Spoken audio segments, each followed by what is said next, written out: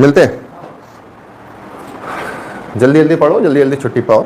Economy वाला काम था। कल हमने कुछ पार्ट्स देखे थे जिनके बारे में मैंने समझाने की कोशिश करी थी कि आप लोग जो फंसते हो सिर्फ इस वजह से फंसते हो क्योंकि आपके इकोनॉमी का कंसेप्ट क्लियर नहीं होता है। पहली चीज़ आपको ये नहीं पता होती इकोनॉमी क्या करती है, इकोनॉमिक्स क्या करती है। इसको हमने कल बात कर ली, बहुत अच्छे से कर ली।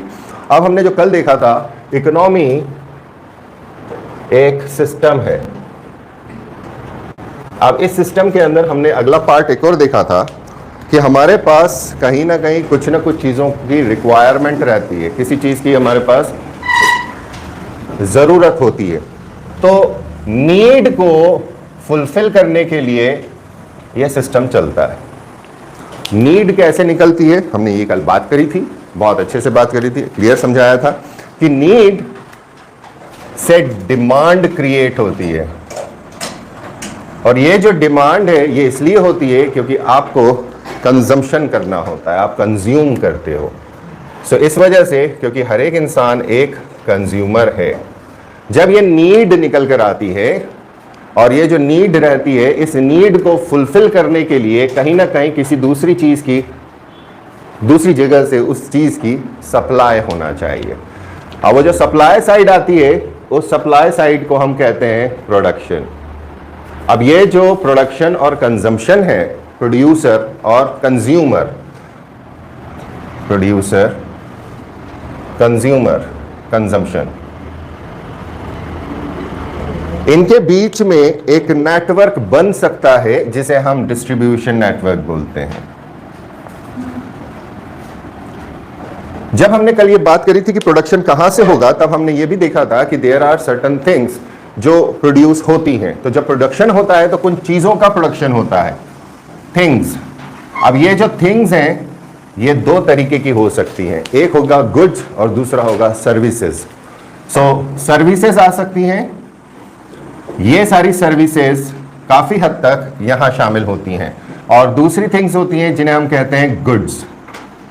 गुड्स के ऊपर जब हम आते हैं तो दो तरह के गुड्स होते हैं। एक नॉर्मल गुड्स होते हैं जिन्हें इन्फीरियर, एक नॉर्मल गुड होता है और एक इन्फीरियर गुड होता है। ये थोड़ा सा रुलाने वाला काम होता है।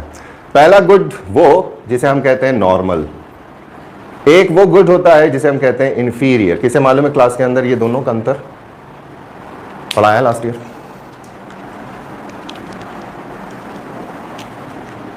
लास्ट ईयर पढ़ाया होगा वीडियो में, मैंने नहीं देखी एक साल से, और तुम में से अभी ऐसा कोई नहीं है जो ब्रांड न्यू बैठा हो। नॉर्मल गुड उसे कहते हैं जब कंज्यूमर का परचेजिंग पावर बढ़ता है, परचेज पावर, तो इसका कंजम्पशन बढ़ता है,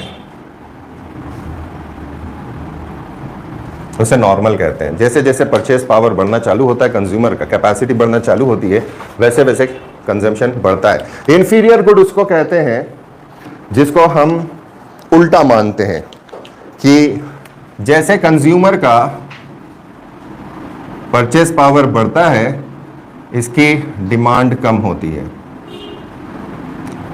महंगी चीज़ें नॉर्मल गुड्स हैं, परचेज के साथ जो बढ़ती हैं, लेकिन जो सर्वाइवल की चीज़ें हैं जिनकी ज़रूरत एक बहुत कम पे वाले इंसान के पास, बहुत कम इनकम वाले के साथ होती है, उसे ग्रिफिन गुड कहते हैं या इन्फीरियर गुड कहते हैं। Normal good, Giffen good. So inversely relation होता है इसके अंदर। होमवर्क, ग्रिफिन गुड किसे कहते हैं? GRIFFEN, Griffin good. Giffen, GIFFEN या GRIF? गिफिन है, GIFFEN, गिफिन गुड किसे कहते हैं?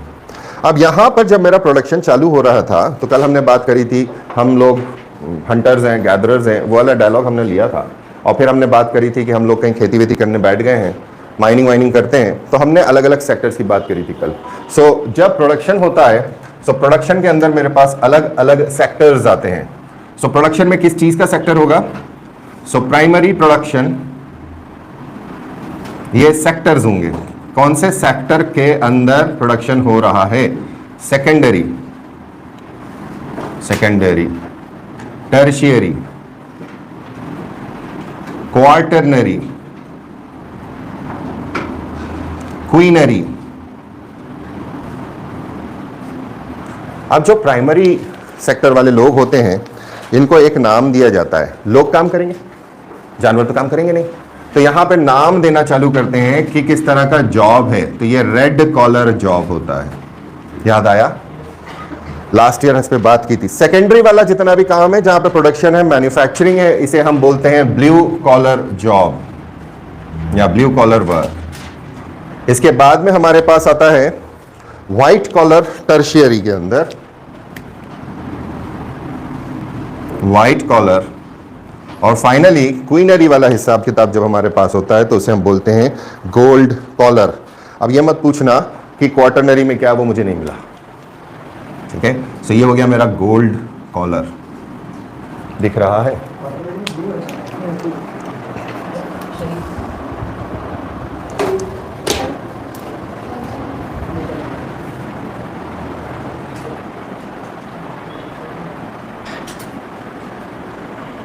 राइट, ये कंसेप्ट आ गया समझ में? अब होता क्या है, अब आप लोगों को पढ़ पढ़ के लिख लेना है। प्राइमरी सेक्टर के अंदर हमारे पास धरती के रिसोर्सेज का इस्तेमाल किया जाता है। Earth resources, land, water, minerals, forest, animals. So ये कहाँ, कौन सा रिसोर्स है? अर्थ का, धरती का। अर्थ रिसोर्स का इस्तेमाल किया जाता है। मेरे पास जो डेटा है वो पुराना है, इसलिए मैं नहीं दे रहा हूं आपको इसके आगे डेटा डालना है, जो मैंने कल भी बताया था आप लोगों को कि लास्ट ईयर का जो आ गया है और करंट का, यहां पर आप डेटा डालेंगे और यहां लिखेंगे परसेंटेज इंक्रीज और डिक्रीज। अगर कम हुआ है तो वो लिखना है, अगर ज्यादा हुआ है तो वो लिखना है ये। और फिर जब ये याद हो जाए तब आपको यहां लिखना है आगे वाई। ये वाला जो पार्ट होता है, यहां से इकोनॉमिक्स चालू हो रही है, यहां तक इकोनॉमी है। पढ़ाई जैसे करना चालू कर दिया, इंडिकेटर आना चालू हो गया, it becomes economics. Secondary section वो होता है जो नेचुरल रिसोर्सेस को वैल्यू ऐड करता है। सो जब मेरे पास सेकेंडरी ब्लू कॉलर है, यहां से जो मेरा रिसोर्स आया, इसके अंदर मैंने कुछ एडिशन किया, एडिशन ऑफ वैल्यू, इसको हम बोलते हैं सेकेंडरी सेक्टर। रॉ मटेरियल से वैल्यूएबल प्रोडक्ट्स बनते हैं, इसके अंदर मैन्युफैक्चरिंग आती है, प्रोसेसिंग आती है, कंस्ट्रक्शन भी इसी में आता है। कंस्ट्रक्शन टर्शियरी का हिस्सा नहीं है, सेकेंडरी का हिस्सा है। ईंट कहां से बनती है? रेत कहां से आती है? सीमेंट कहां से आती है? इन सब का इस्तेमाल करके कंस्ट्रक्शन इंडस्ट्री बनती है। तो प्राइमरी के जो गुड्स हैं, मैन्युफैक्चर्ड भी हैं उसमें और रॉ मटेरियल के तौर पे भी आते हैं, वहां से कंस्ट्रक्शन चालू होता है। सो ये सेक्टर्स हमारे इसमें आते हैं। फिर टर्शियरी के अंदर प्रोडक्शन ऑफ सर्विसेज है, ऐसी सर्विसेज जो कंज्यूम होती हैं, services that are consumed. Hotel गया, होटल किस में आएगा? वानी, अच्छा नाम है यार, वानी। होटल किस में आएगा? कि मैन्युफैक्चरिंग। आटा गूंद रहे हो, दाल पका रहे हो।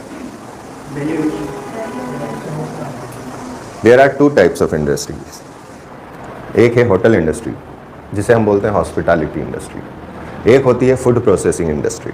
फूड प्रोसेसिंग इंडस्ट्री मैन्युफैक्चरिंग में आएगी, लेकिन हॉस्पिटैलिटी सर्विस में आएगी। ये अंतर है।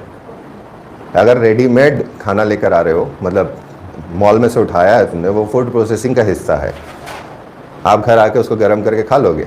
लेकिन वहीं पर अगर आप होटल की बात करते हो तो होटल सर्विसेज में आता है, वो हॉस्पिटैलिटी कहलाता है। कंसेप्ट हो गया क्लियर? सो यहां पर कौन कौन आते हैं? इसमें आपका ये क्या लिखा है? एक्सचेंजेस, ट्रेड्स, ट्रांसपोर्ट, कम्युनिकेशन, ये सारी चीजें सर्विसेज का हिस्सा बनती हैं।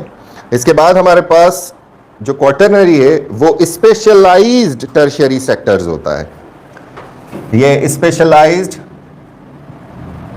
टर्शियरी सेक्टर कहलाएगा। और इसके अंदर आपके आएंगी schools, colleges, universities, hospitals, accountings, ऐसे प्रोफेशनल्स जो स्पेशलाइज्ड हैं। Professionals, education etcetera. और फाइनली जो हमारे पास लास्ट सेक्टर होता है quinary, quinary creation, recreation, rearrangement, interpretation, new और एग्जिस्टिंग आइडियाज। आइडियाज के बारे में जहां बात होती है, थॉट्स के ऊपर जहां बात होती है, वो वाला सेक्टर दिमाग का, बुद्धि वाले लोगों का। Highest level of decision making और policy makers, IAS, think tanks, decision making, किसी कंपनी का बोर्ड जो हाईएस्ट लेवल के ऊपर काम करता है उसे क्वीनरी कहते हैं, इसीलिए उसका नाम है गोल्ड कॉलर। कंसेप्ट समझ में आ गया? अब जो मैंने तुमने प्रोडक्ट बनाया था, कौन सा प्रोडक्ट बनाया था? थिंग्स। थिंग्स किस तरह की होती हैं ये देखो। जो थिंग्स हैं वो क्या हैं? तो मेरी ये जो थिंग्स होती हैं इनके अंदर 4 फैक्टर शामिल होते हैं। कोई भी थिंग है उसको अगर मुझे इकोनॉमी के अंदर लेना है तो मुझे 4 चीजों की जरूरत पड़ेगी। पहली चीज आएगी लैंड, दूसरी चीज आएगी लेबर, तीसरी चीज आएगी कैपिटल। लैंड, लेबर, कैपिटल और फाइनली मेरे पास जो चौथी चीज रहेगी एंटरप्रेन्योरशिप। इसको क्या कहते हैं हिंदी में? मतलब बिजनेस करने वाला, फैक्ट्री डालने वाला, एंटरप्रेन्योरशिप, या कह सकते हो बिजनेस करने का नॉलेज जिसके पास होगा। तो ये 4 फैक्टर्स जरूरी होते हैं तभी हमारा प्रोडक्शन होता है।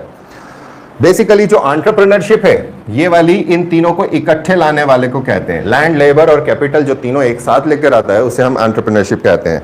सो ये 3 मेजर एलिमेंट्स हैं जिसके अंदर अनप्रोसेस्ड रॉ मटेरियल को डाला जाता है। जो थिंग्स है बनाने के लिए land, labour, raw material. Raw material आया, अब इसके बाद मेरे पास एक चीज आती है जिसे हम कहते हैं प्रोडक्ट। साथ ही साथ में इसको हम कहते हैं इनपुट्स। डाल रहे हैं तो कुछ बनेगा। सो रॉ मटेरियल डाला, क्या बना? इन सब चीजों के इस्तेमाल से ये कहलाएगा इनपुट। और इनपुट के बाद क्या होगा? हाँ शाबाश, फिर क्या होगा? आउटपुट में क्या आएगा? हाँ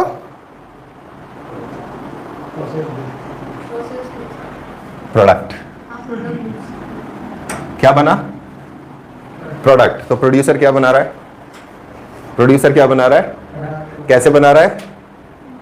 land, labour, capital, entrepreneurship, input of raw material, product.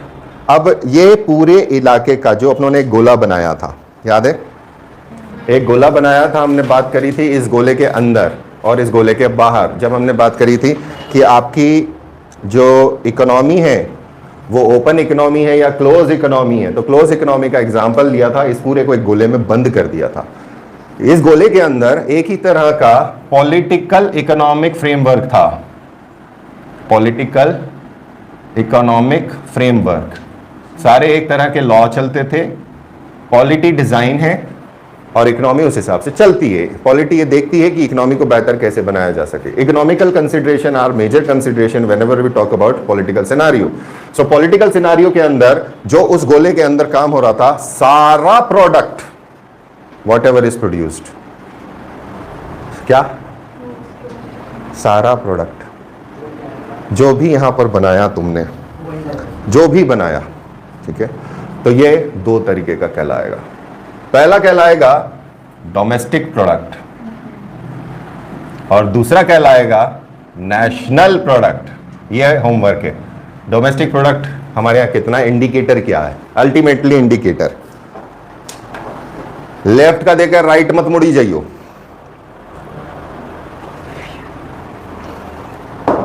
खड़ी गाड़ी में भी इंडिकेटर जलता रहता है आजकल। पार्किंग है वो सेफ्टी वाला रहता है ना, रेड लाइट जलती रहती, ब्लिंक करती है, वो सेफ्टी है वो, है ना? तो तुमने एकदम से मुंह क्यों बंद कर ली? कुछ बोलने वाली थी क्या? फिर तुम आज पढ़ाई करी हो, अच्छी लगता है, चेहरा बता रहा तुम्हारा थका थका सा। इसी के साथ में खेल अब यहाँ ये होता है कि जब हम प्रोडक्ट की बात कर रहे होते हैं तो ये तो उस लेवल के ऊपर ठीक है जहाँ पर सब छोटा सा पैमाना था, कोई ज़्यादा बिजनेस नहीं फैलाना था। लेकिन जब बड़े मामले आ जाते हैं तब हमें कुछ चीज़ों की ज़रूरत पड़ती है जिसको हम कहते हैं मनी एंड करेंसी। देखिए दोनों इंटरचेंजेबल हैं, लेकिन मनी को करेंसी नहीं कह सकते हैं, करेंसी को मनी नहीं कह सकते। ये उसी तरह से है कि रिपब्लिक होने के लिए डेमोक्रेसी जरूरी है, डेमोक्रेसी होने के लिए रिपब्लिक होना जरूरी नहीं है। मनी का मतलब होता है हार्ड, हार्ड यानी कि कहीं पर भी लेके चले जाओ आपका काम हो जाएगा, सामान बिक जाएगा, जैसे गोल्ड है, सिल्वर है, इस तरह की चीज़ों को हम मनी कहते हैं, जिसकी अपनी खुद की वैल्यू होती है। कागज़ की वैल्यू नहीं होती जिस पे नोट छपता है, इसलिए उसको करेंसी कहते हैं। उसकी अपनी स्वयं की वैल्यू नहीं होती, उस पर जो लिखा हुआ है उसकी वैल्यू है। लेकिन सोने का सिक्का है, सोने का टुकड़ा है, सोने का रॉ मटेरियल है, उसकी ऑटोमेटिकली वैल्यू है मार्केट के हिसाब से, इसलिए वो मनी है। सो करेंसी कैसे छपेगी? अलग अलग टाइम पर अलग अलग तरह की करेंसी रही। राजा अपने नाम से सिक्का चलाता था, इसलिए चलाता था क्योंकि मेरा सिक्का चलता है, मतलब आई एम पावरफुल, बताने के लिए कि मेरा एरिया है। सो जब हम यहां पर इस करेंसी को देखते हैं तो इस करेंसी को छापने वाला या ढालने वाला मिंट या प्रेस की जरूरत होती है। तो अपन ढाल लो यार, क्या है उसमें, तुगलक के टाइम पे हुआ था घर घर में टकसाल बन गई थी। तो इसको काम में लेता है गवर्नमेंट, कहां है पॉलिटिकल सिस्टम, वो काम कराता है इसका।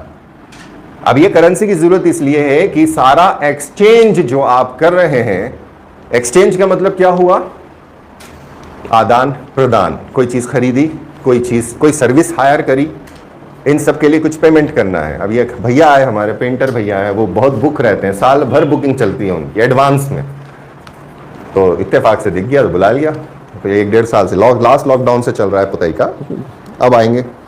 1 महीने का काम है, आराम से अकेला आदमी काम करता है, धीरे धीरे, ठंडी फिल्म जिसे कहते हैं, मतलब मालवी लोग समझ जाएंगे ठंडी फिल्म को, समझ गया ठंडी फिल्म, तुम भी समझ गए, तुम नहीं समझे होगे, हाँ ठंडी फिल्म है वो। इस कमरे को करने में 2 दिन लगा देंगे वो शायद, बहुत बड़ी ठंडी फिल्म है। तो वो सर्विसेज देने आएंगे, लेबर देंगे, अपना अपना एक्सपीरियंस देंगे, अपना टाइम देंगे और खुदाई करके चले जाएंगे, तो बदले में कुछ पैसे लेकर जाएंगे। तो पैसा जो है वो एक्सचेंज है। अदरवाइज क्या हो सकता था, हम बार्टर कर लें, हमने गेहूं उगाया है, बोल दें भैया चल गेहूं ले जा। अब हम तो पढ़ाते हैं PSC वाला, वो सो पढ़ना नहीं है, ओवर एज हो गया, आप क्या करें, तो मैं तो उसको सर्विसेज दे नहीं सकता हूँ। ऐसी ही चीज़ों के लिए हमें एक कॉमन डिनोमिनेटर चाहिए जहां पर हम एक ही पैरामीटर से सबको नाप सकें, तो करेंसी इंपॉर्टेंट बनती है कि इतने में इतना आएगा। जब ये चीज होती है तो करेंसी होती है। अब इस करेंसी को किस तरह से मूव किया जाए मार्केट के अंदर, कितनी करेंसी होना चाहिए, तो एक और ऑर्गेनाइजेशन हमारी खड़ी हो जाती है जिसको हम कहते हैं नेशनल बैंक या सेंट्रल बैंक। कुछ जगहों पर ये नेशनल के नाम से नाम आता है, बहुत कम। कुछ जगहों पे जो सबसे ज्यादा यूज किया जाता है वो होता है सेंट्रल बैंक। इंडिया में दोनों है। इंडिया का सेंट्रल बैंक इज RBI और nationalise national bank is SBI। बोले ऐसा भी है? हाँ ऐसा है। सरकार का सारा खजाना, सारे खाते SBI में, इसलिए वो नेशनल बैंक है। नेशनलाइज तो है अपनी जगह पर, वो नेशनल भी है। RBI का काम होता है ये जो करेंसी है इसको ऑब्जर्व करना, कितनी चल रही है, किस हिसाब से चल रही है, ज्यादा तो नहीं है, कम तो नहीं है, उस तरह के मामलों पे ध्यान देना। और साथ ही साथ में रेट्स फिक्स करना कि अगर आप मार्केट में पैसे को धंधा बना के चलोगे कि मैंने तुझे 1 महीने के लिए पैसा दिया, तू मुझे बदले में इतना पैसा देना, इंटरेस्ट बेस्ड काम करोगे, तो भी यहां पर ये काम आएगा। और तब हम इसको ये कहते हैं कि this is a banking system. कहां हो गया, कहां हो गया, बैंकिंग सर्विस है। और कहां आता है, डिस्ट्रीब्यूशन नेटवर्क में आता है। साथ ही साथ बैंकिंग सबसे बड़ा हिस्सा बनता है प्रोडक्ट के अंदर। इनपुट लाओगे तो तुम्हें फाइनेंस चाहिए। सो बैंकिंग, इसी को कहते हैं फाइनेंशियल इंक्लूजन वाला पार्ट। कितने सारे लोग इस दायरे में आ रहे हैं और कितने सारे ऐसे लोग हैं जो बिना उसके काम कर ले रहे हैं। So finance is one thing. और इसके साथ में हो सकता है कि पहले आप बैठे आलू चिप्स बनाने की फैक्ट्री डाली आपने, वो छोटा सा स्लाइसर लेकर आए, हाथ से घिस रहे हैं, गज गज गज गज गज गज, फिर आपको पता चला रहे मशीन में कहां हुई जा भैया, बोला है का लेकर आओ। That is technology. So finance and technology are the second element of input. अब यहां पे थोड़ा सा ध्यान दो, ये सपोर्टिव है, कंट्रीब्यूटिव फैक्टर है, फाइनल फैक्टर नहीं है। टेक्नोलॉजी कहां से डेवलप हुई, तो कहीं ना कहीं वो थॉट प्रोसेस होगा, कोई आइडिया आया होगा, क्वीनरी का या क्वाटरनरी का, स्पेशलाइज किसी इंजीनियरिंग कॉलेज के अंदर वो थॉट डेवलप हुआ होगा, वो प्रोजेक्ट बनाया गया होगा, फिर हो सकता है वो मशीन बनाने की किसी ने फैक्ट्री डाली। तो ऐसे जो गुड्स होते हैं जो किसी फैक्ट्री में यूज किए जाते हैं, जो हम लोग और आप लोग यूज नहीं करते, उसमें उन गुड्स को, गुड्स कहां लिखा है, ये रहा, कैपिटल गुड्स कहते हैं, जो इधर से चलते हैं। समझ में आ रहा है? जाला बनेगा, जाला एग्जाम के लिए नहीं है, ये जाला आपको समझाने के लिए है। आप बाद में अपना जाला खुद बनाना। ये मेरा जाला है, ये मेरी एक्टिविटी है। क्या बोले? अभी अभी खाना खाया है ना? बोले दिमाग नहीं चल रहा है, फिर से पढ़ाना। चलो, हो गया यहां तक क्लियर? यहां तक कोई डाउट? ओके, यहां तक कोई डाउट नहीं है तो बहुत अच्छी बात है। नॉर्मल सिनारियो में क्या होता है? नॉर्मल सिनारियो के अंदर एक बैलेंस क्रिएटेड होना चाहिए, जो पॉलिटिकल सिस्टम की खासियत होती है। जो हमने पॉलिटिकल इकोनॉमिक सिस्टम की बात करी, वो एक सिस्टम को मैनेज करता है। मैनेज किस तरह से करता है कि अगर डिमांड उठी है, उसी हिसाब की अगर सप्लाई है, it is the best thing. Demand is supplied, prices stable रहेंगी। डिमांड बढ़ गई, डिमांड बढ़ गई, सप्लाई बढ़ गई, मेंटेन रहेगा। फॉर एग्जाम्पल, जितना भी लोग बाग प्याज खाते हैं महीने का, वो रूटीन में चलता है। लेकिन शादी ब्याहों के अंदर चूंकि खाने बड़े बड़े होते हैं, प्याज का कंजम्पशन सडनली बढ़ जाता है। व्यापारी भी इस चीज को समझता है, सप्लायर, तो वो थोड़ी सी होल्ड बैक करके रखता है। सप्लाई मिल गई, लेकिन मान लेते हैं कि डिमांड बढ़ गई, सप्लाई आधी रही, जितनी थी उतनी रही, बढ़ी नहीं, तब क्या होगा? तब एक्सचेंज रेट पे फर्क पड़ेगा और भाव बढ़ जाएंगे। वहीं पर इसका उल्टा भी हो सकता है, जो अभी देखने में आया प्याज में, लहसुन में। लहसुन जबकि कभी इस बार देख लो। सो सप्लाई अगर बढ़ गई, डिमांड अगर कम हो गई, तो प्राइस कम हो जाएगा। किसान खेत में सड़ने देगा, नहीं निकालेगा, निकालने का इनपुट कॉस्ट लगेगा, वो नहीं लगाएगा, लेबर लगेगी, नहीं लगाएगा। बोले मिल तो रहा नहीं है, जबकि निकाल के अगर सुखा के बेच दे तो ज्यादा फायदा कमा ले। सो यहां ये कंसेप्ट समझ में आया? यहां तक आ गया? यहां कोई डाउट? कौन समझा रहा है मुझे इसको? सोचो मत, समझाओ।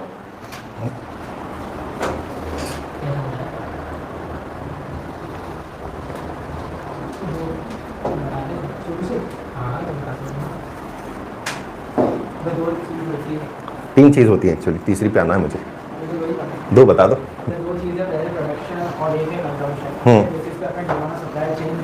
उल्टा बोल रहे हो? उल्टा है। डिमांड है तो सप्लाई है। डिमांड क्यों है? क्योंकि नीड है, कंज्यूम करना है, इसके लिए प्रोडक्शन करना पड़ेगा। हाँ, इसके लिए प्रोडक्शन करना पड़ेगा। पांच तरीके के होते हैं प्रोड्यूसर्स। हाँ, जो पहला है प्राइमरी, दूसरा सेकेंडरी, टर्शियरी, क्वार्टरली, क्वीनरी। इसको ऐसे बोलना, अगली बार जब बोलोगे तो रेड कॉलर प्राइमरी।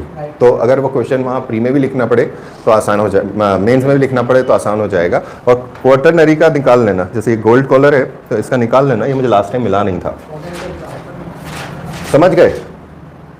फिर आप जब प्रोडक्शन करना है तो प्रोडक्शन करने के कुछ पैरामीटर्स होंगे, कुछ चीज़ों की जरूरत होगी।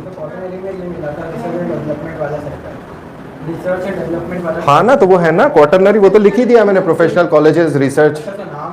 हाँ, वो तो लिख दिया, मैं तो वो बोल रहा हूँ कलर कोड। और फिर प्रोडक्शन करना है तो क्या चाहिए? प्रोडक्शन करना है तो चार अपने पास LLCE, land, labour, capital, entrepreneurship. ठीक है, साथ ही साथ में सेकेंडरी तौर के ऊपर हो सकता है आपको फाइनेंस लगे, हो सकता है आपको सेकेंडरी तौर पे टेक्नोलॉजी लगे, बराबर। सो ये इनपुट हो गया।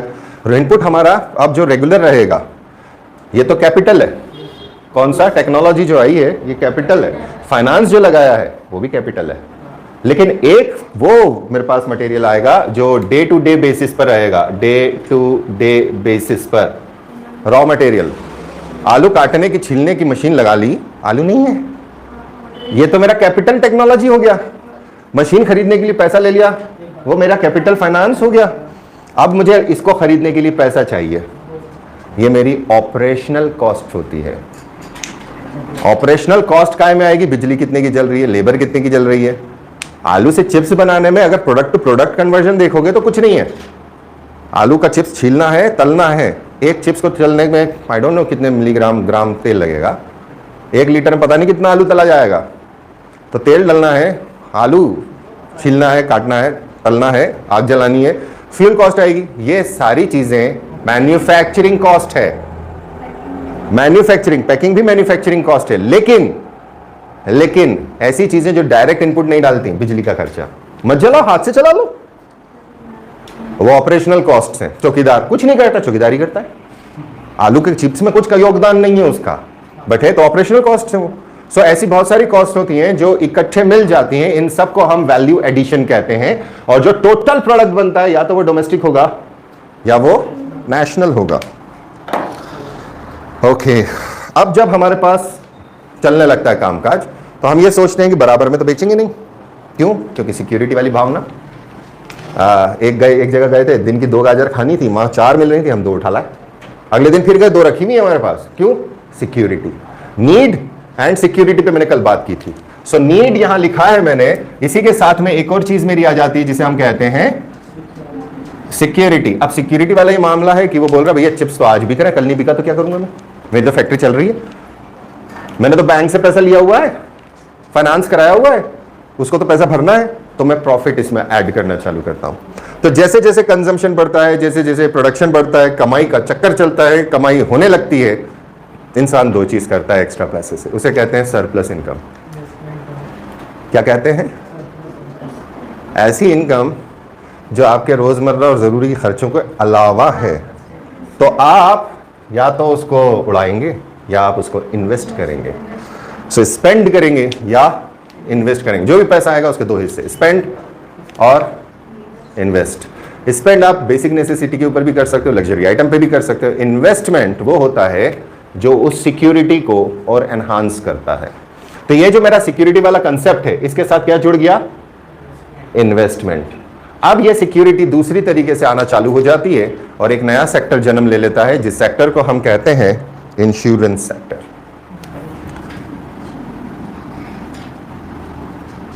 क्या प्रोवाइड कर रहा है? ये क्या प्रोवाइड कर रहा है? आप लोन कब लेते हो? रोजमर्रा का लोन, मतलब अपने पैसे अपने पास। और थे ऐसे मेरे दोस्त कमीने, खुद का पैसा खर्चे ही नहीं, 10 रुपये उधार देते, अगले महीने देते, दे दिए, लिख के रखना पड़ते थे ऐसे लोग। तो भैया तेरे, अरे बस ड्राफ्ट आ जाने दे, वो पूरा पैसा वैसा का वैसा रखा हुआ उनका। हाँ, कॉलेज में था दिमाग या nature, what ever you call it, तो उसने अपना पैसा तो सिक्योर कर रखा था। अब हमें एंड में हो जाते थे, अबे पैसे दे दे यार, बस बस बस लाता हूँ, 2 4 5 बोलो, तब फिर शर्म वरम खा जाए कभी गलती से तो पैसा दे दे। तो कॉलेज में बहुत सारे लोग थे, तो एक हर महीने एक के ऊपर दाव फिट हो जाता था उनका, किसी एक को नहीं फंसाया जाता था।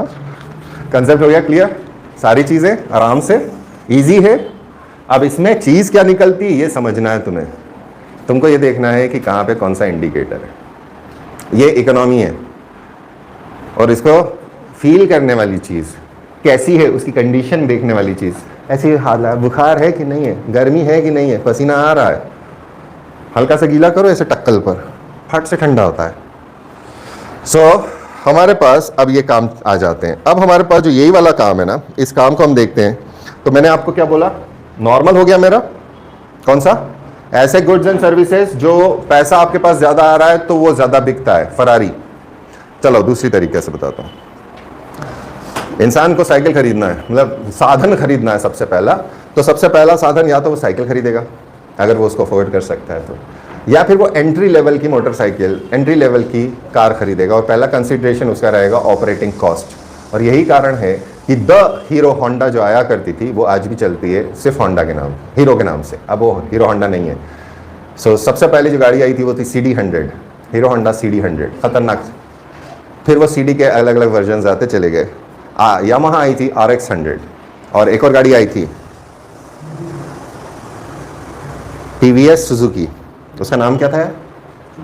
नहीं वो सुजुकी तो अपन बुलाते, उसका भी नाम था, जैसे RX100 है। RX100 आज भी बनती है, RX100 आज भी बनती है और एक्सपोर्ट होती है, 100% एक्सपोर्ट होती है, नेपाल जाती है।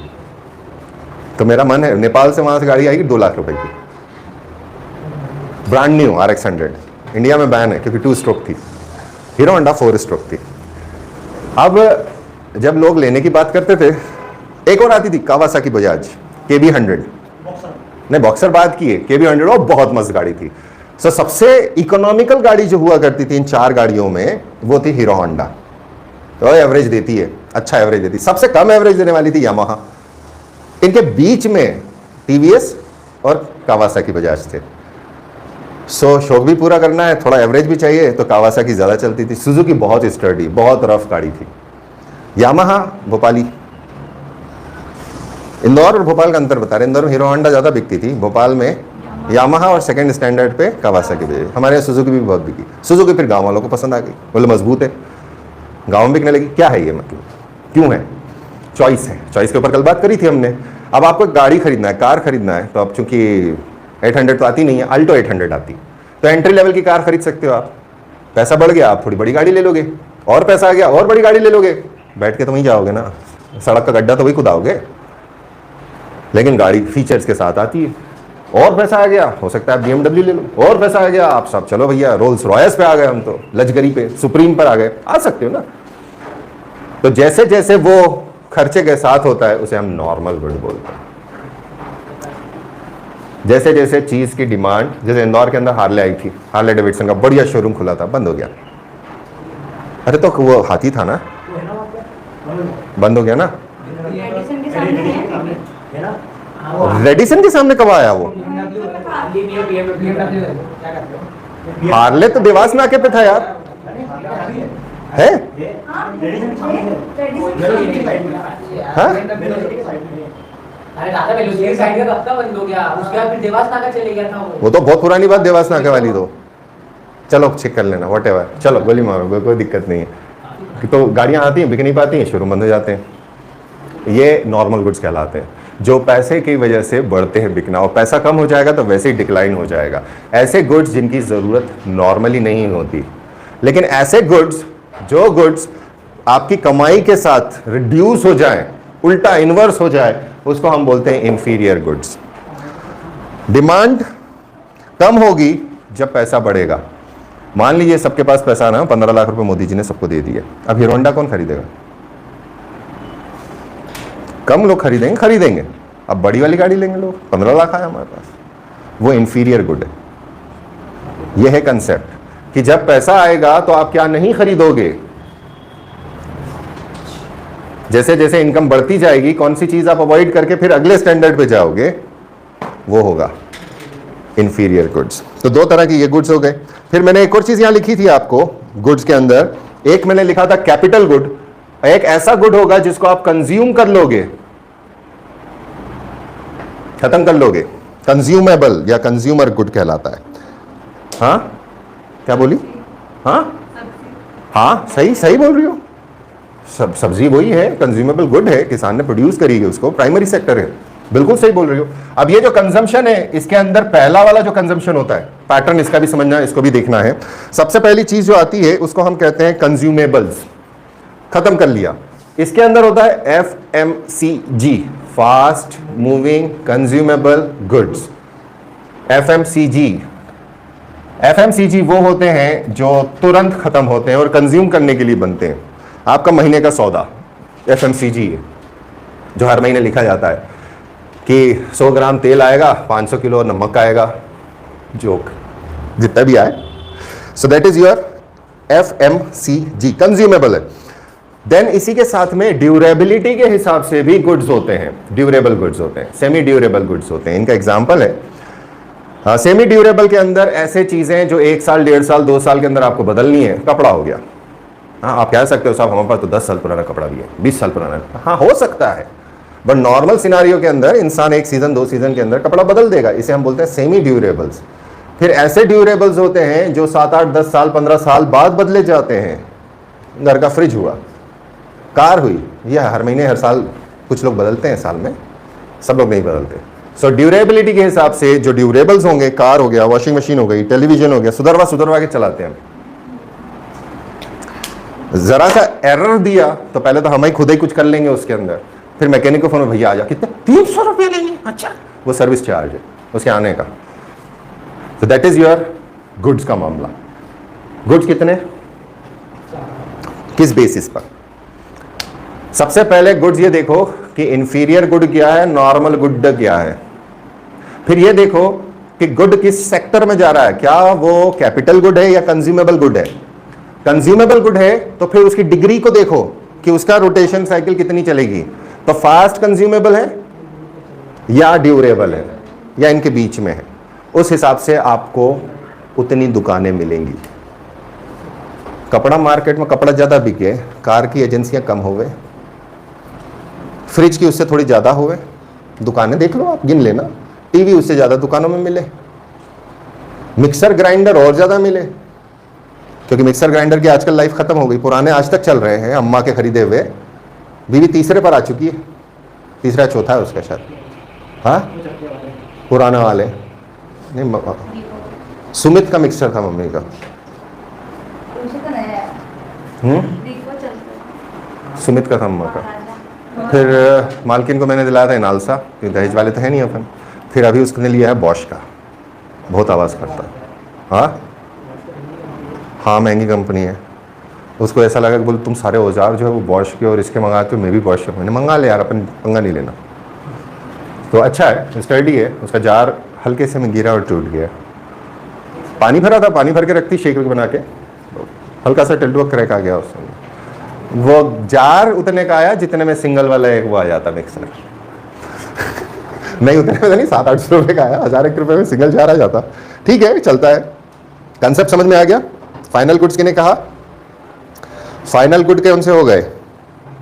फाइनल गुड वो होते हैं जो कंज्यूम किए जाते हैं या कैपिटल होते हैं, ये फाइनल गुड्स कहलाते हैं। ओके, और ऐसे गुड्स जिनका इस्तेमाल फैक्ट्री के अंदर ही हो रहा है, मैन्युफैक्चरिंग में ही हो रहा है। कहाँ अच्छा कल बनाया था तो। ऐसे गुड्स जो नहीं, मशीन तो कैपिटल गुड है, ये लिखा ही मैंने इसीलिए। मशीन तो वो अलग गुड है, अलग वाला। एक ऐसा गुड कल हम लोगों ने बात करी थी कि आटे का इस्तेमाल कर रहे हैं, आटा बिका नहीं, आटे की ब्रेड बन गई, तो बीच में वो रॉ मटेरियल बन गया, जबकि वो फुल एंड फाइनल प्रोडक्ट भी है। तो इसको बोलते हैं इंटरमीडिएरी गुड। इंटरमीडिएरी गुड यानी आप उसका इस्तेमाल कर सकते हो। आटा आप खा भी सकते हो, आटे की ब्रेड, रोटी, बिस्कुट बना सकते हो, इंसान के लिए भी बना सकते हो और जानवर के लिए भी बना सकते हो। अब आप मुझे बताते जाओ भैया क्या आफत थी इसमें। गुड्स का चार्ट बनाओ। गुड्स में तुम कंफ्यूज हो रहे हो, गुड्स का चार्ट बना लो। सबसे पहले जो गुड बना रहे हो, गुड्डू गुड्डू गुड्डू, पहला गुड कौन सा?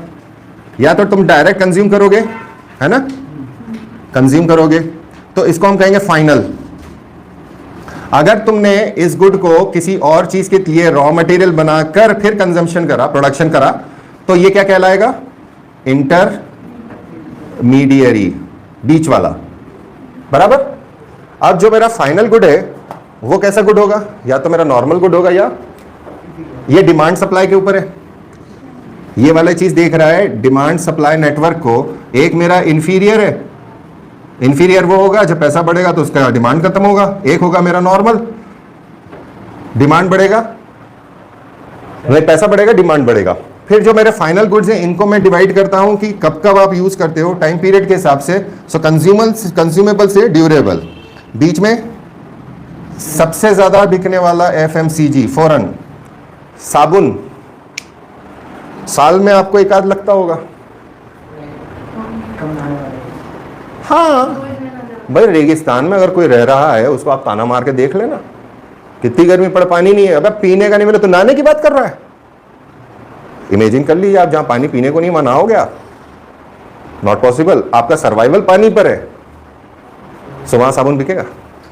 बिकता तो है, कम बिकेगा, डिपेंड करता है। और ऐसी जगह चले जाओ जब पानी पानी है, बोला नहाने की जरूरत ही क्या, बाहर निकलो बारिश हो तो भीग जाते, नहा लेते हैं। बहुत सारे फैक्टर्स होते हैं। इसी वजह से जगह जगह पे कंपनीज अलग टारगेट करती हैं, कंपनीज के प्रोडक्ट अलग होते हैं। एक ही कंपनी बहुत सारे लोगों को अलग अलग टारगेट करती है। अब उसके अंदर पैरामीटर होते हैं, वैल्यू एडिशन होता है। साबुन तो साबुन है, साबुन का मुख्य कर्तव्य क्या है? आपकी बॉडी में से मैल को निकाल के फेंक देना, यही है। फिर इतने सारे साबुन अलग अलग क्यों आते हैं? काला, सफ़ेद, हरा, गुलाबी, लाल, पीले रंग का कोई आता है? कौन सा है पीला? पीला आता है? नहीं देखा मैंने। पीला तो एकदम नहीं आता। तब सिंथॉल आता है, सिंथॉल आता है, लेमन आता है। हरा है, लाइम ग्रीन, सिंथॉल के अलग अलग फ्लेवर्स या फ्रेग्रेंस? मैग्नेट की वो फ्लेवर हाँ। आता है। है ना? वो वाला blue आता है। एक्वा ब्लू, ओहो, ये क्या है? क्यों दे रही कंपनी? चॉइस। उसमें उन्होंने कहा कि साहब सुगंध आएगी, फ्रेग्रेंस ऐड कर दी। फ्रेग्रेंस चॉइस का मामला है, फ्रेग्रेंस चॉइस का मामला है, तो आप कौन सी खुशबू, इसकी खुशबू अच्छी लगती है, ये है। और जब कुछ नहीं मिलता है, कुछ नहीं ऐड कर रहे हैं, तो वो फिर आपको धीरे नहीं पैकिंग में, उससे क्या फर्क पड़ जाएगा? कपड़ा ज्यादा तो अच्छा धुल जाएगा क्या? ऐड देखो, नई पैकिंग में, उसका मतलब क्या है?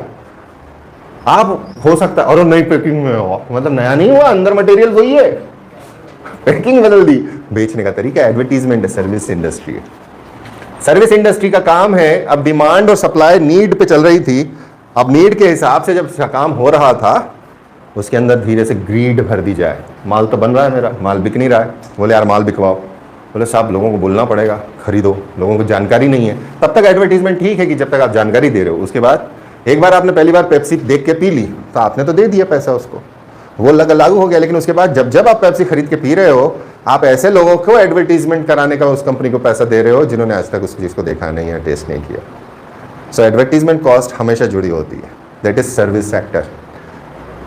सर्विस सेक्टर है, लेकिन उसकी कॉस्ट कहाँ आ गई? प्रोडक्ट के फाइनल कॉस्ट के अंदर। सो बहुत सारी चीज़ें एक दूसरे के साथ मिलती चली जाती हैं। कल आपको वो समझ में आ गया था कि इकोनॉमीज किस तरह से होती है। कल मैंने आप लोगों को ये बोला था कि अलग अलग तरह की हमारी इकोनॉमी होती है, याद है? कौन कौन सी इकोनॉमी थी? हाँ हाँ, शाबाश शाबाश, हाँ PPP था वो, या purchasing power parity। नहीं, वो तो जीडीपी के अंदर बात करेंगे। अभी तो मैं सिंपल आपसे ये पूछ रहा हूँ कि जो टाइप्स ऑफ इकोनॉमी है वो समझ में आ गई थी? Parallel economy बोला था। हाँ हाँ, पैरेलल भी बोला था, यस मैंने बोला था।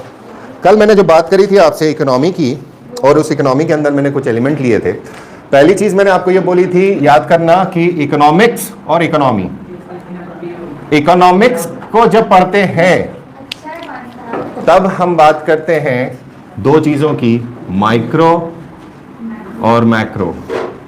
ये मैक्रो, ये वाला बात करता है इंडिविजुअल लेवल पे, ये बात करता है लार्ज स्केल पर, नेशनल लेवल के ऊपर। सो माइक्रो इकोनॉमी और मैक्रो इकोनॉमी, ये दो तरह की स्टडीज होती हैं जो इकोनॉमिक्स में पढ़ी जाती हैं। अब इकोनॉमिक्स जो होता है वो इकोनॉमी और उसकी एक्टिविटीज को देखता है। इकोनॉमी एक नेशन स्टेट के अंदर मानी जा सकती है, एक पॉलिटिकल सिस्टम के अंदर मानी जा सकती है, ऐसी जगह पर जहां पर एक जैसे रूल्स चल रहे हैं, जहां पर एक जैसे ऑर्डर्स चल रहे हैं। तब हमारे पास यहां कुछ एलिमेंट्स आते हैं, सरकार का रोल आता है।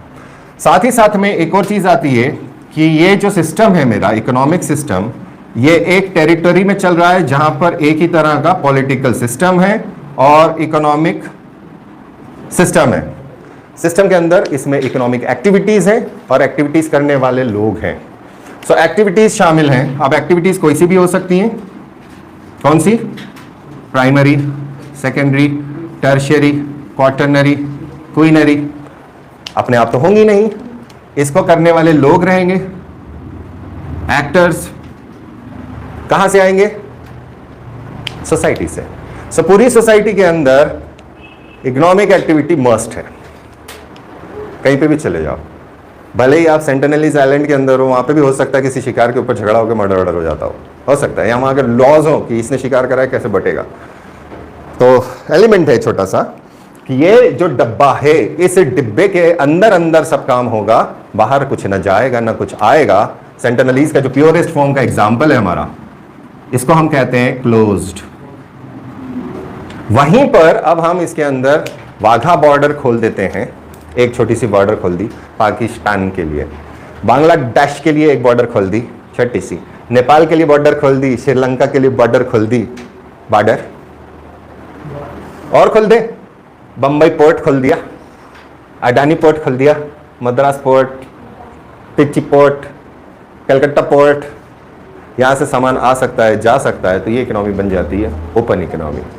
सो ओपन तब जब आप अंदर और बाहर वाला काम कर सकते हो, लोगों का आना जाना कर सकते हो, इंपोर्ट एक्सपोर्ट कर सकते हो, मैन आ सकते हैं, मशीन्स आ सकती हैं, आइडियाज आ सकते हैं, ये ओपन है। मनी इन्वेस्टमेंट बेसिकली जो पीडीसी होता है ना, वो पीडीसी नहीं होता, वो पीआईसी होता है, production investment and consumption.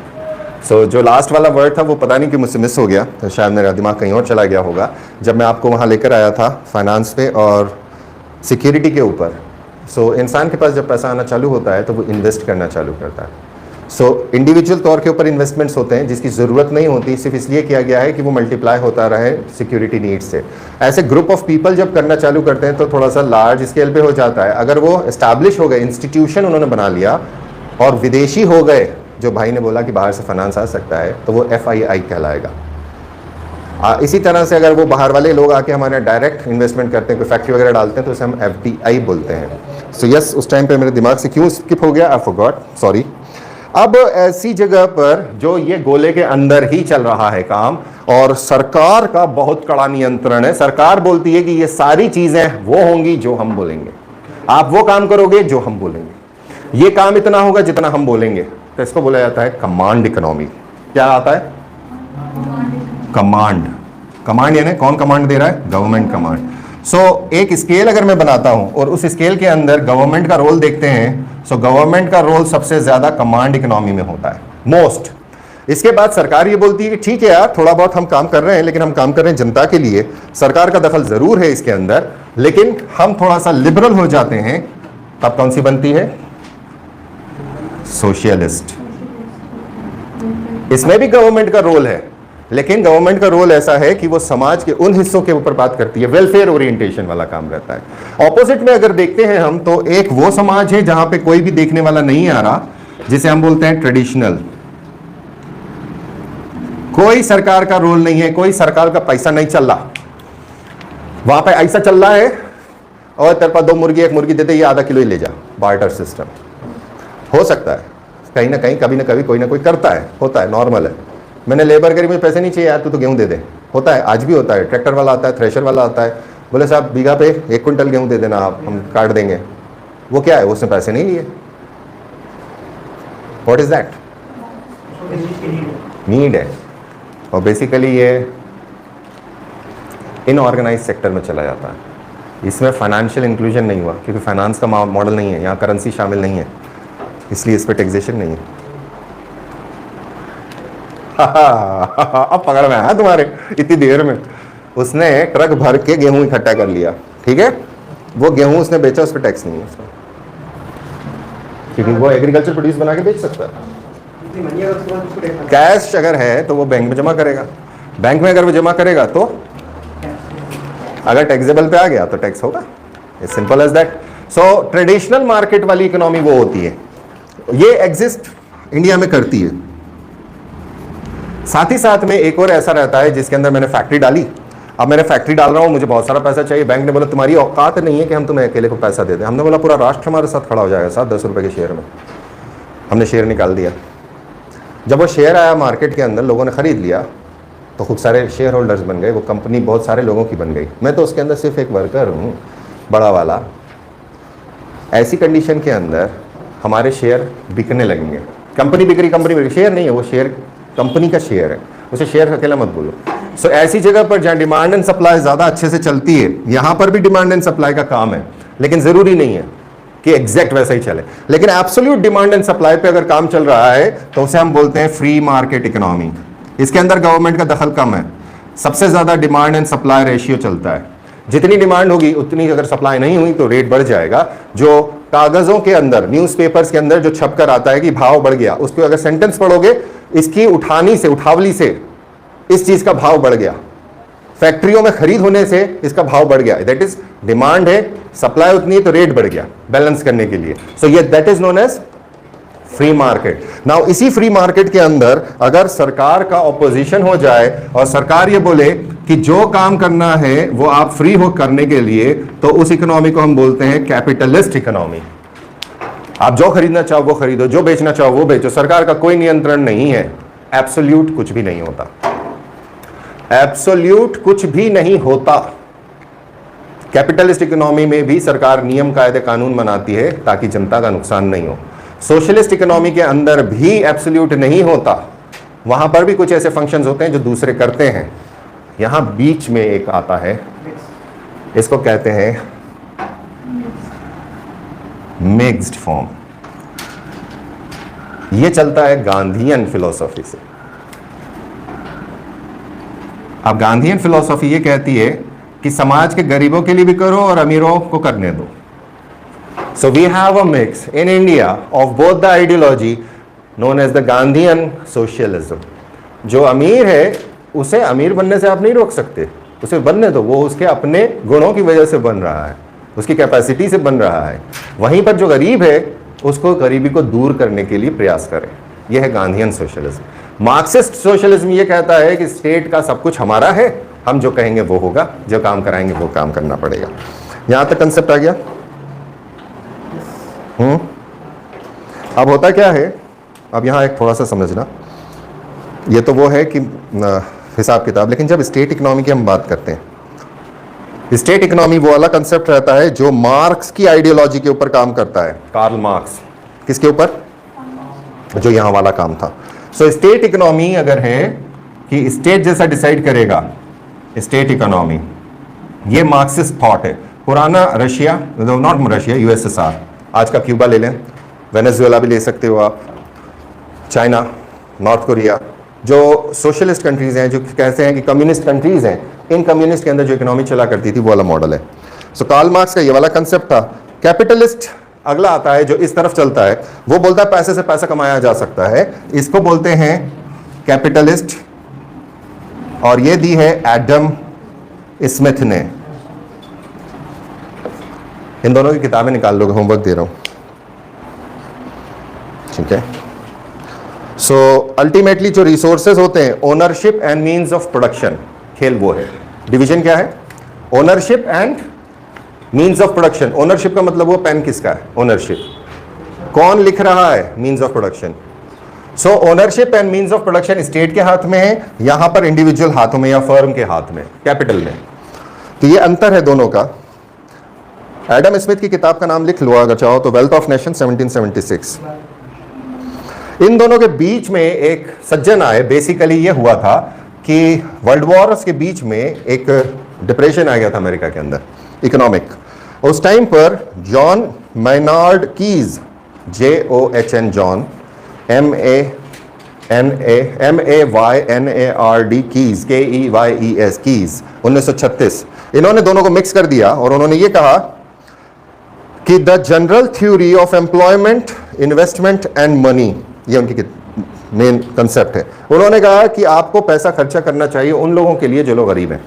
Capitalist ने क्या कर रहा था, फ्री मार्केट, छोड़ दो, छुट्टा। गांधीयन बाद में आएगी ना, मेन तो वो उसका है, गांधीयन इकोनॉमिस्ट नहीं है, गांधी ने तो अपने थॉट्स दिए हैं। सो यहाँ पे जो कंसेप्ट आ रहा है कीज का, कीज बोलता है कि थोड़ा पैसा डालो, इनको दो सोशल सेक्टर में। सो जब आप सोशल सेक्टर का एक्सपेंडिचर करने लगोगे तो इन लोगों के पास, गरीबों के पास पैसा आएगा।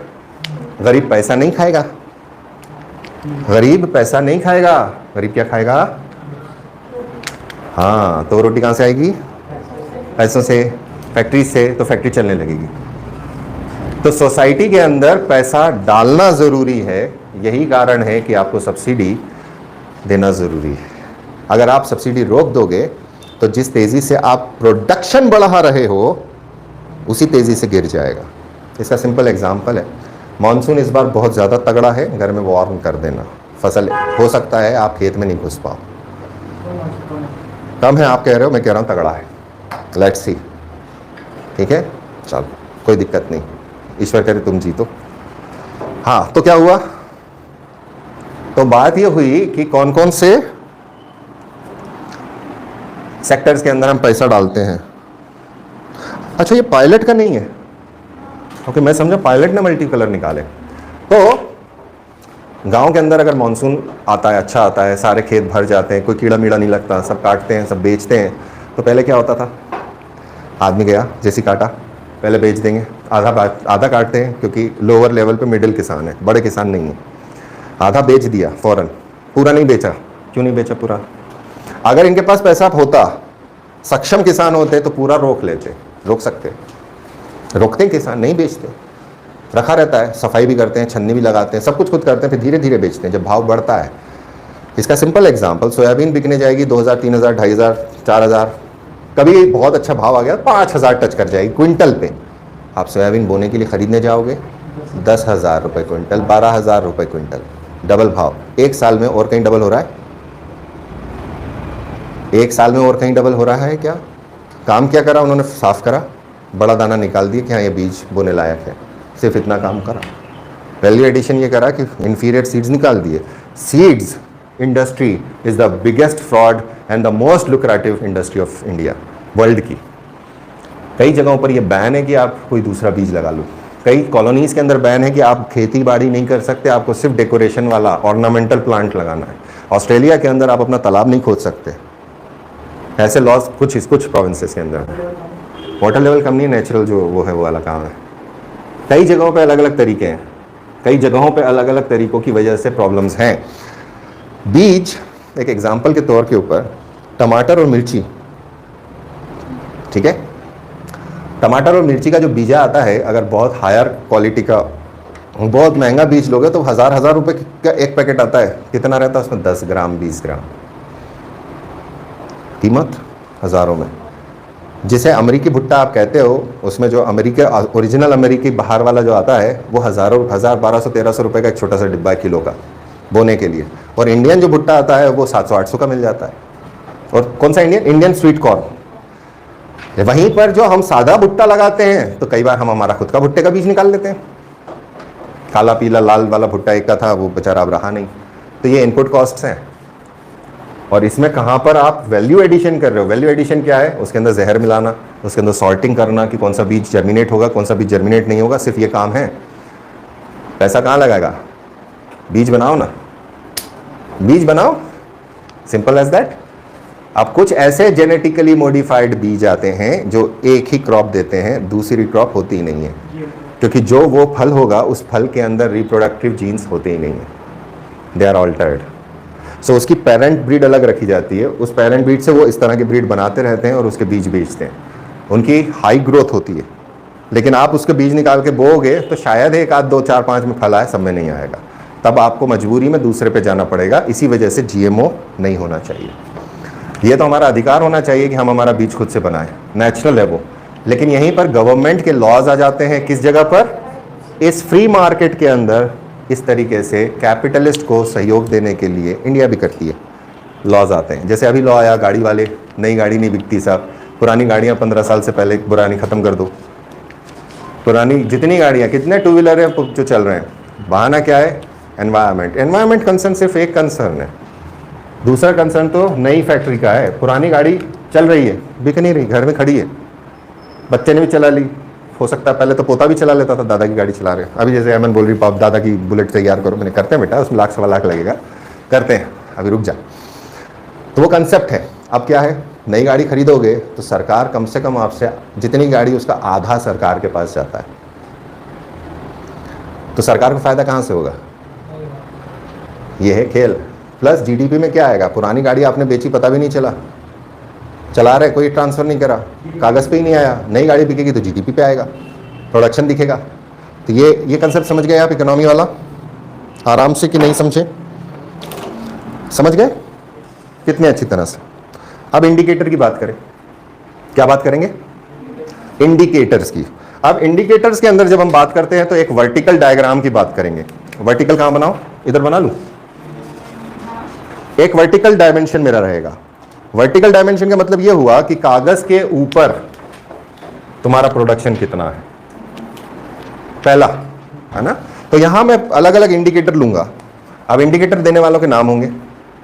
पहला नाम होगा इंडिकेटर देने वाले का UNDP, United Nations Development Programme. इसकी डेफिनेशन आएगी। इसकी डेफिनेशन ये बोलती है 75% in HDI, low human development index, medium HD और हाई HD।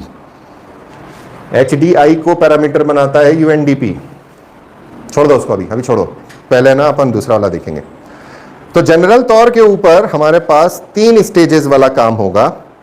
3 स्टेज का मतलब यह होता है कि आपकी इकोनॉमी कहां पहुंची है। तो आपकी इकोनॉमी हो सकता है अंडर डेवलप्ड हो सकता है आपकी इकोनॉमी, क्योंकि ये समझ में आ गया, मैं वहां चला गया, गलती हो गई मुझसे, और एक होगा डेवलप्ड। हाँ हाँ, पंखा फुल पे है, हाँ फुल पे है। पानी पीना तू जाके बाहर, पानी ब्रेक 1 घंटा 12 मिनट, अभी तो हम 2 घंटा और पढ़ाऊंगा। 10 हाँ सही है ना, हाँ अभी मेरे पास है 8 दिन, तो काम आसान हो जाएगा और तुम लोग पढ़ लोगे, और पढ़ोगे तो सीखोगे। तो यहां तक कोई डाउट? अब सोशल सेक्टर किसे कहते हैं? जहां सरकार का इन्वेस्टमेंट आता है वो कहलाता है सोशल सेक्टर। सोशल सेक्टर के अंदर सबसे पहली चीज 2 इंपॉर्टेंट होती हैं, एजुकेशन और हेल्थ। और इसी के ऊपर तुम्हारे मेंस के अंदर कितने नंबर हैं वो देख लेना। बत्ती चमकी है, अच्छा यहाँ वहां से निकलता है। Social sector talks about health, nutrition, sanitation. Health, nutrition और क्या है? अच्छा नहीं, हम तो वो खाएंगे, बची होगी। तुम तो खा गई पूरी इमली, आधा किलो इमली खा गए, बताओ।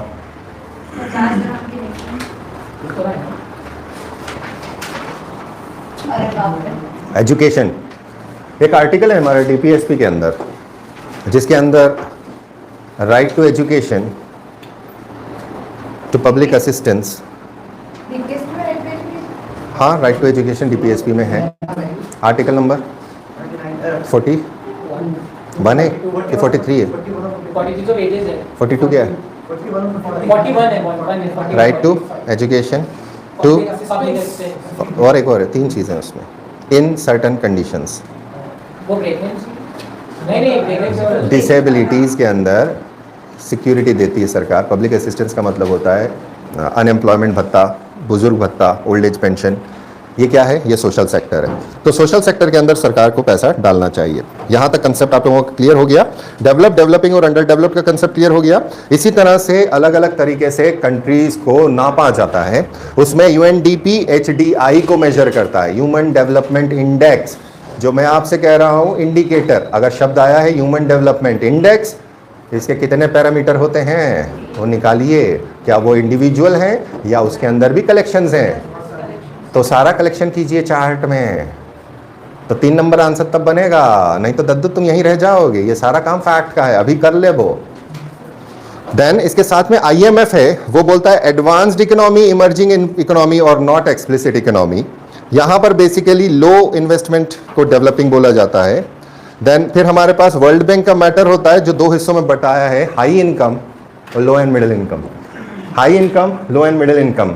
जब आप प्रोडक्शन कर रहे हो तो आपके पास कुछ चीज़ आ रही है करेंसी के तौर पे, वो इनकम में आती है। तो आईएमएफ इनकम को पैरामीटर बनाता है, वो यूएनडीपी क्योंकि डेवलपमेंट आ गया इसलिए एचडीआई को बनाता है, और आईएमएफ एडवांस्ड, इमर्जिंग और नॉन एक्सप्लिसिट बोलता है। हो गया? कंसेप्ट समझ में आ गया आपका? शाबाश, ठीक है। इसी तरह से कुछ इकोनॉमी इस तरह होती हैं जिन इकोनॉमी के अंदर सेक्टोरल इनपुट होते हैं। किस सेक्टर पे ज़्यादा असर है, किस सेक्टर पे ज़्यादा असर है, तो एक और पैरामीटर का डिवीजन बन जाता है। हो सकता है कोई इकोनॉमी प्राइमरी के अंदर हो। प्राइमरी के 2 हिस्से हो सकते हैं, एग्री, मिनरल हो सकता है। सो ऐसी इकोनॉमी जिसके अंदर सारा कामकाज एग्रीकल्चर के ऊपर चलता है या मेजॉरिटी में कामकाज एग्रीकल्चर पे चलता है, उसे हम कहेंगे एग्रीकल्चर बेस्ड इकोनॉमी। सिस्टम कहाँ से चल रहा है? Developed is another notion, under developed वो डेवलपमेंट के तहत लिया गया है, एडवांस्ड इमर्जिंग अलग कंसेप्ट के ऊपर लिया गया है। इसी तरह से किस सेक्टर के ऊपर है वो वाला। अगर सेकेंडरी पे फोकस है तो हम उसको कहते हैं मैन्युफैक्चरिंग इकोनॉमी। जो पुराने समय में जापान हुआ करती थी, कोरिया है, साउथ कोरिया, यहाँ मलेशिया है, इंडोनेशिया है, थाईलैंड है, ये लोग मैन्युफैक्चरिंग गढ़ हैं। यहाँ मैन्युफैक्चर ज़्यादा होता है। जापान के अंदर उतना आयरन ओर नहीं है, वो आयरन ओर बाहर से मंगाता है, बनाता है और बेच देता है। सो मैन्युफैक्चरिंग इंडस्ट्रीज़ किस तरह से होती हैं। साथ ही साथ में एक और इकोनॉमी होती है जिसे हम कहते हैं सर्विस इकोनॉमी। इंडिया के अंदर हमारे पास सबसे ज़्यादा जो सेक्टर है उसको आपको फाइंड आउट करना है इंडिया में कि सर्विस सेक्टर कितना देता है, मैन्युफैक्चरिंग कितना देता है, एग्री माइनिंग कितना देता है। उससे आप बता सकते हो कि India is a mixed with a tilt towards service sector. India के अंदर सर्विस सेक्टर लेट इमर्जेंस है। लेट इमर्जेंस का मतलब हुआ हम लोग खेती से तो जुड़े ही हैं, माइनिंग से जुड़े ही हैं, मैन्युफैक्चरिंग हुआ करती थी, बीच में डाउन हो गई, वापस से हमारे यहाँ इनपुट आया, इंडस्ट्रियलाइजेशन होना चालू हुआ, हम मैन्युफैक्चरिंग में आगे बढ़ रहे हैं। लेकिन सबसे ज्यादा जो अभी काम चल रहा है पिछले 30 सालों से वो है सर्विस इंडस्ट्री। सर्विस इंडस्ट्री का मतलब होता है कि हमारे यहाँ सॉफ्टवेयर बन रहा है और हम सॉफ्टवेयर बेच रहे हैं। ये स्पेशलाइज सर्विस सेक्टर है, इसको टर्शियरी में ही लिया जाता है। So India is a large service sector जो हम वर्ल्ड वाइड सप्लाई करते हैं। सॉफ्टवेयर हमारे यहाँ बनता है, हम उसे बाहर बेचते हैं। TCS, विप्रो, इन्फोसिस, ये बहुत बड़े बड़े नाम हैं जो सॉफ्टवेयर के अंदर जायंट्स कहलाते हैं। एंड अनफॉर्चुनेटली हमारे पास ग्लोबल प्रेजेंस नहीं है गूगल जैसे नाम का, अनफॉर्चुनेटली। सो ये एक कंसेप्ट, ये टाइप है एक्टिविटी बेस्ड कि कौन सी एक्टिविटी आपके यहाँ ज़्यादा होती है। सो मध्य प्रदेश का इसी हिसाब से निकालोगे, इंडिया का इसी हिसाब से निकालोगे और रैंकिंग निकालोगे कि वर्ल्ड में रैंकिंग कहाँ है। ये पैरामीटर्स चाहिए, लिख लेना कौन सा पैरामीटर चाहिए। क्वेश्चन कहीं से भी आ सकता है प्री में, क्योंकि सिलेबस बहुत वास्ट है, क्वेश्चन एक आध पूछा जाएगा या 2 क्वेश्चन पूछे जाएंगे। अब जब हम प्रोडक्ट की बात कर रहे हैं तो हमारे पास खेल शुरू होता है, जो मैंने स्टार्टिंग में लिखा था, या तो मेरा प्रोडक्ट डोमेस्टिक होगा या नेशनल होगा। अब इन दोनों में अंतर क्या हो गया भाई? एनीवन? मतलब तुम लोगों को तो वास्तव में यार इकोनॉमिक डब्बा है यार, कुछ भी नहीं बोल रहे तुम लोग तो, हाँ, जबकि इकोनॉमिक सबसे वीक सब्जेक्ट है। समझ में आ रहा है? कुछ भी नहीं है। क्यों हो? अरे बाबा रे बाबा, डोमेस्टिक का मतलब होता है घरेलू प्रोडक्ट। अब प्रोडक्ट काय का हो सकता है? प्रोडक्ट काय का हो सकता है? गुड्स एंड सर्विसेज का। सो एक होगा घरेलू, that is domestic, so domestic, और एक होगा मेरा नेशनल। हर वो प्रोडक्ट जो घर में बनाया इज डोमेस्टिक। इतना सिंपल है। Made with in the territorial areas of country, made with in territorial limits. कौन सा? पॉलिटिकल इकोनॉमिक सिस्टम का टेरिटोरियल लिमिट्स हो गया। नेशनल क्या होगा? नेशनल में अब हम ये दोनों में काम करता है, ये ओपन में भी काम करता है, ये क्लोज्ड में भी काम करता है। ये वाला सिर्फ ओपन में काम करता है, क्लोज्ड में काम नहीं कर सकता। हाँ, अगर क्लोज्ड है तो यही ये बन जाएगा। क्लोज्ड के अंदर डोमेस्टिक इज नेशनल। अब हम बात कर रहे हैं कि मेरे बहुत सारे भाई जो है ना विदेशों में, एक भाई अभी आया था दुबई में है, एक भाई सऊदीया में, एक भाई कनाडा में है, एक और भाई है वो कतर में बैठा हुआ है, वो कतर एयरवेज के अंदर है, बहरा बड़ा वाला।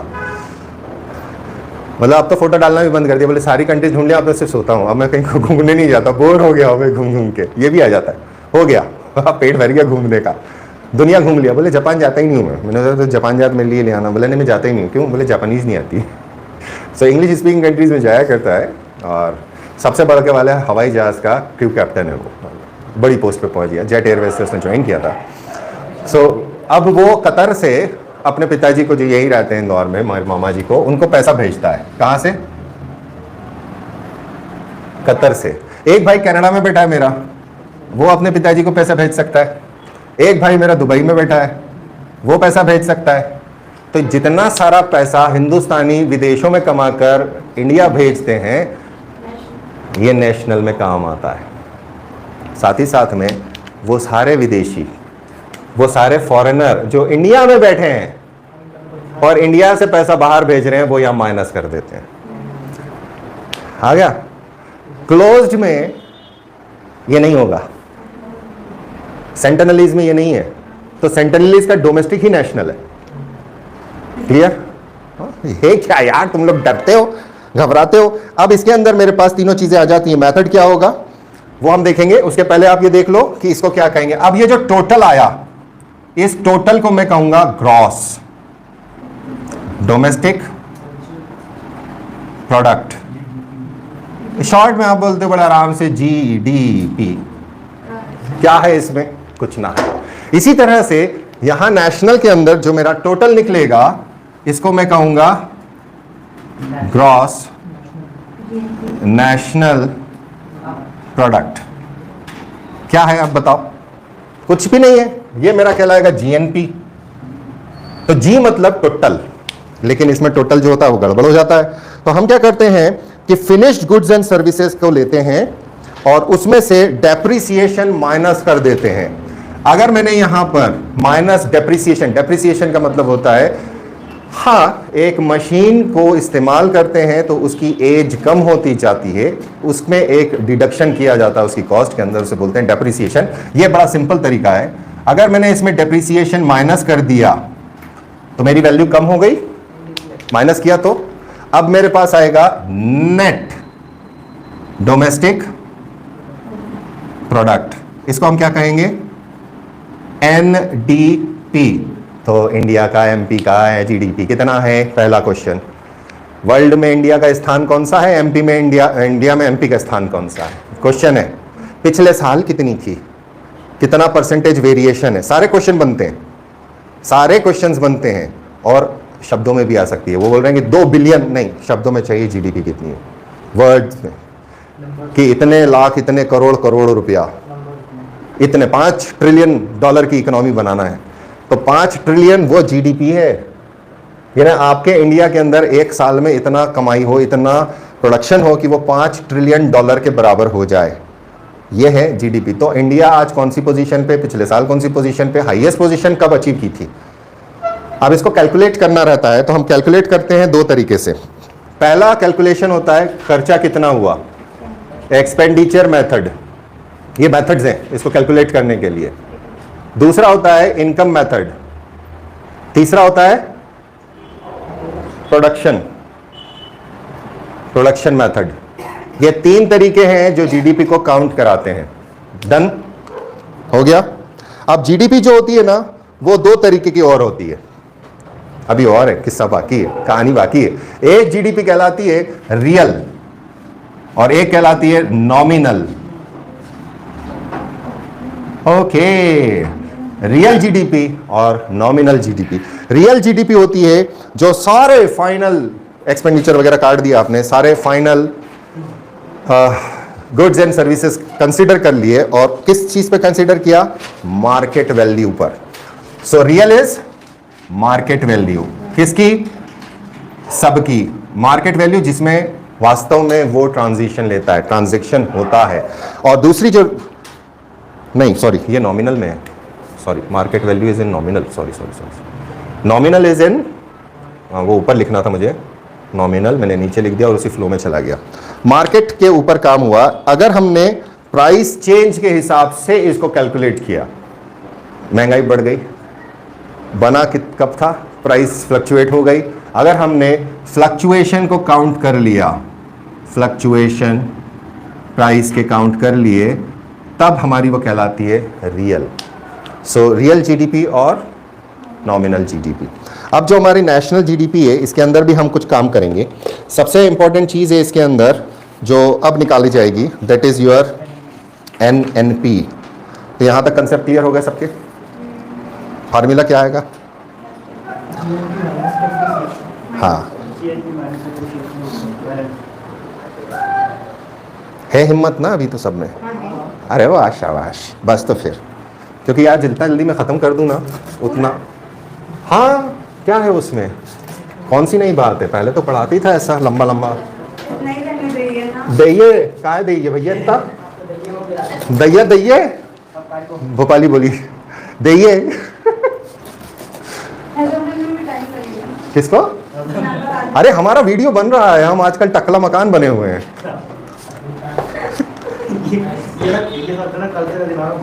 टकला मकान, व्हाट्सएप को देख ले, टकला मकान। और अभी कोई भी नहीं है ना, सब गर्मी के अंदर सो रहे हैं, हम पढ़ रहे हैं। हमारी ये पढ़ाई हमको आगे काम देगा। चल, हाँ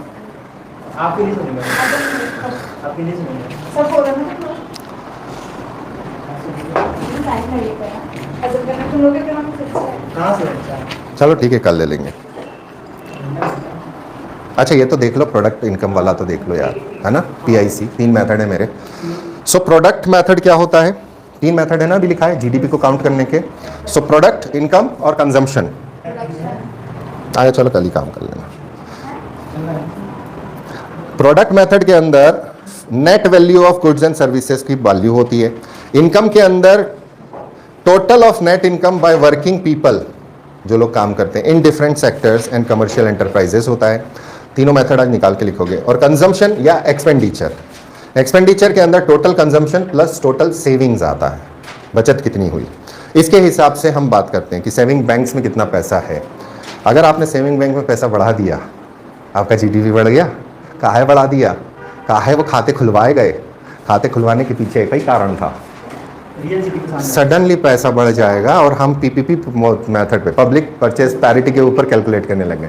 चलो कल देखेंगे, बाय बाय, टेक केयर। पहले तो ये